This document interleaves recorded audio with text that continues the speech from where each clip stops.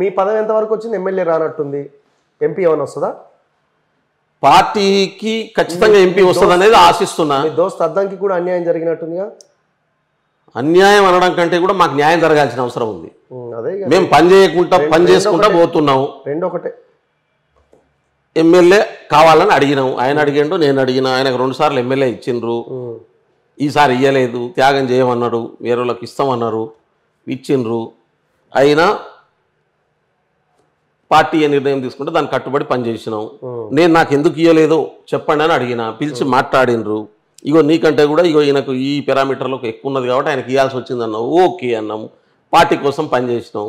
ఇప్పుడు పార్లమెంట్కు నేను అడుగుతున్నా, లేదు పార్టీ ఇంకేదైనా అవకాశం ఇస్తుందా చూడాలి, వెయిట్ చేయాల్సినటువంటి అవసరం ఉంది. అయితే ఒక్క విషయాన్ని ఈ సందర్భంగా నేను చెప్పాల్సినటువంటి అవసరం ఉంది. భారత్ జోడో న్యాయయాత్ర జరుగుతున్నటువంటి సందర్భం ఇది. రాహుల్ గాంధీ గారి ఒక 1 వీక్ ఆయన యాత్ర కంటే ఒక 3-4 రోజుల ముందు ఆయనతో కలిసేటటువంటి అవకాశం వచ్చింది నాకు. ఆయన ఒక మాట చెప్పిండు, గత 3 సంవత్సరాలుగా భారతదేశంలో పార్లమెంటే లేదు, ప్రతిపక్ష పార్టీలన్నింటినీ బయటపడేసి మోడీ అమిత్ షా ఇద్దరు కలిసి కావాల్సినటువంటి చట్టాలని రాసుకుని పార్లమెంట్లో పాస్ చేసుకుంటున్నటువంటి పరిస్థితి కొనసాగుతుంది. అసలు ప్రజాస్వామ్య వ్యవస్థనే కుప్పగులిపోయినటువంటి స్థితి వచ్చేసింది. ఇవాళ కాంగ్రెస్ పార్టీ మాత్రమే కాదు, భారత ప్రజలందరూ కూడా 1945లో బ్రిటిష్ వాళ్ళు ఉన్నప్పుడు ఏ పరిస్థితి ఉందో అప్పుడు ఏ రకమైనటువంటి పోరాటం చేసినామో అటువంటి పోరాటానికి సిద్ధం కావాల్సినటువంటి అవసరం ఉంది అనే మాట చెప్తున్నాడు. అందుకని దాని మీద ఎక్కువ ఫోకస్ చేయాల్సినటువంటి అవసరం ఉంది. రాకపోయినా మేము మళ్ళీ ఓకే అంటారు, అంతేనా? ఎంపీ సీట్ వస్తుందని ఆశిస్తున్నాం, రాకున్నా పార్టీ కోసం పనిచేస్తా. పిసిసి అధ్యక్షుడి పదవి కోసం ఏదో చర్చ జరుగుతున్నది కదా, మీలాంటి వాళ్ళు ఏమైనా దానికి ప్రయత్నాలు చేస్తున్నారా? నేనైతే ఏం ప్రయత్నం చేయలేదు. ఒకవేళ పార్టీ నాకు పిసిసి అధ్యక్షుడు బాధ్యతలు ఇచ్చి పార్టీని నడిపిమని అనుకో, అద్భుతంగా నడిపిస్తా. నాకు అవకాశం ఇస్తే ఎవరికి ఇచ్చినా వాళ్ళకి సహకరిస్తా. ఇప్పుడు ఉత్తమ్ కుమార్ రెడ్డి గారు పిసిసి అధ్యక్షుడు ఉన్నప్పుడు నేను పార్టీలో జాయిన్ ఆయన తీసుకొచ్చిండు. ఆయన ఆధ్వర్యంలో నాకు ఎమ్మెల్యే టికెట్ రాలేకపోయింది. అయినా అవుట్ రేట్గా డే 1 నుంచి చివరి వరకు ఆయనతో నుండి కొట్లాడి ఆయనను సపోర్ట్ చేసుకుంటూ పార్టీని బలోపేతం చేసినాము. తర్వాత రేవంత్ రెడ్డి గారికి పిసిసి అధ్యక్షులు ఇచ్చిండ్రు. ఇచ్చిన మొదటి రోజు నేను దయాకర్ గారి ఇద్దరం పోయి రేవంత్ రెడ్డి గారిని కలిసినాం, ఆయనకు అండగా నిలబడ్డాం, పార్టీని బలోపేతం చేసినాం. ఆయన నాయకత్వంలో ఇవాళ రాష్ట్రంలో అధికారంలోకి వచ్చినాం. మీకేం లేదు అంటే వ్యక్తిగతంగా మాకు ఇప్పుడు ముందు రాక్షసుని బయటికి పంపించినాం.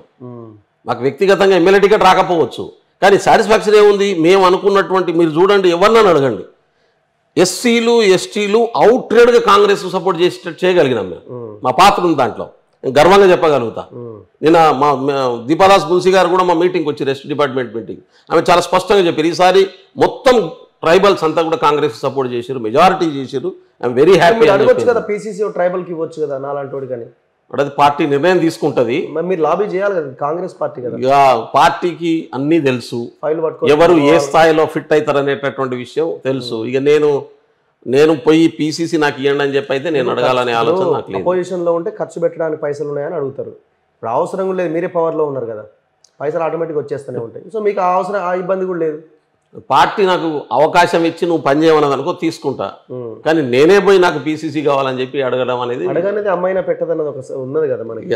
అది నేను ఎందుకంటే నా ఫోకస్ అంతా కూడా నేను ట్రైబల్స్ కోసం పనిచేస్తున్నా మొదటి నుంచి. నేను డే 1లో పార్టీ చేరిన కాడ నుంచి రాహుల్ గాంధీ నాకు చెప్పింది, ఆయనతో మాట్లాడినప్పుడు కూడా ఆయన నాకు వేరే బాధ్యతలు తీసుకోమన్నా కూడా నేను ట్రైబల్స్ కోసమే పనిచేస్తాను అని చెప్పిన. నా ఇంట్రెస్ట్ అది.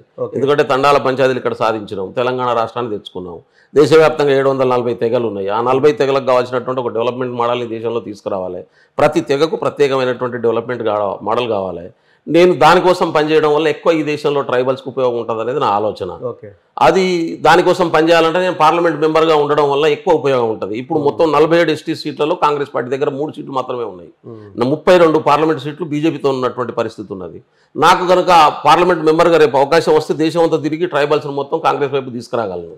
దాదాపు 15-16 కోట్ల మంది బంజారాలు ఉన్నారు. ఒక ఆంధ్రప్రదేశ్, తెలంగాణ, మహారాష్ట్ర, మన కర్ణాటక తప్ప మిగతా బెల్ట్ అంతా బంజారాస్ మెజారిటీ 80% బీజేపీతో ఉన్నటువంటి పరిస్థితి ఉన్నది. వాళ్ళను మొదట్లో కాంగ్రెస్తో ఉన్నవాళ్ళు ఇవాళ కాంగ్రెస్ వదిలిపెట్టి బయటికి పోయినారు. వాళ్ళందరినీ మెజారిటీ అందులోకి వెళ్ళి నేను కాంగ్రెస్ వాళ్ళని తీసుకురాగలిగినటువంటి అవకాశం నాకు మాత్రమే ఉంది. నేను చేయగలిగిన పని అది. ఈ 2 ప్రయోజనాలు కాంగ్రెస్ పార్టీకి నా వల్ల చేకూరుతాయి. కాంగ్రెస్ పార్టీ లాంటి ఒక డెమోక్రటిక్ పార్టీ మళ్ళీ పవర్లోకి వస్తే ఏమవుతుందంటే దేశంలో అన్ని వర్గాలకు సమానత్వం వచ్చేటటువంటి అవకాశం ఉంటుంది. అందుకని నేను పనిచేయగలిగినటువంటి ఫీల్డ్లో నా ఎనర్జీని పెట్టడం వల్ల ఎక్కువ లాభం అవుతుంది అనేది నా ఆలోచన. లేదు తెలంగాణ రాష్ట్రంలోనే నువ్వు బాధ్యత తీసుకోవాలని చెప్పి నాకు అప్పచెప్తే ఖచ్చితంగా తీసుకుంటాను. Anyway thank you very much Bellayya Nayak. Thank you. So ఇది కాంగ్రెస్ సీనియర్ నాయకులు బెల్లయ్య నాయక్తో ఇంటర్వ్యూ. చూస్తూనే ఉండండి మన తొలి వెలుగు.